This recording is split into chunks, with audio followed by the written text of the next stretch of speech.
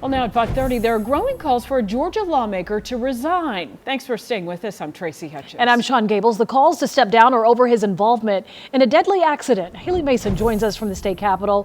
Haley, right now lawmakers are upset about how this entire incident was handled. They certainly are. Representative Kelly did not respond to our request for questions or an interview, but so many other lawmakers are not shying away from this story.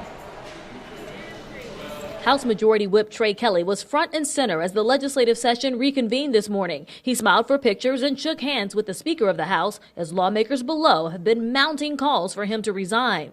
Gwinnett County lawmaker Donna McLeod says she approached Kelly at his seat. So I walked up to Representative Kelly and I said, you need to resign. And he said, okay, thank you.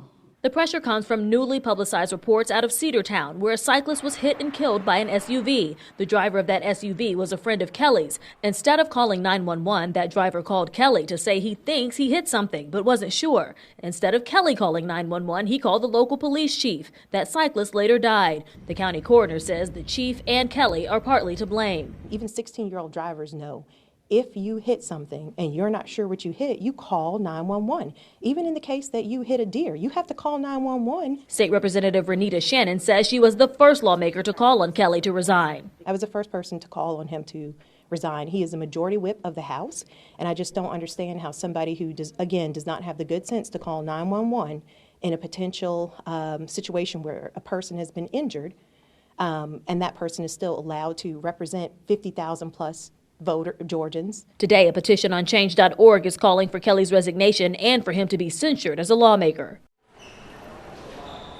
They want House Speaker David Ralston to censure Kelly. I asked him about this today. He said he did not want to comment. I also reached out to Randy Nix, the chairperson of the Ethics Commission. He said he didn't want to comment on something that could potentially be before his committee, but he did send me an outline on how a formal ethics complaint could be filed. Again, Kelly nor his assistant responded to our request for an interview or comment. Reporting live in the state capitol, Haley Mason, CBS 46 News.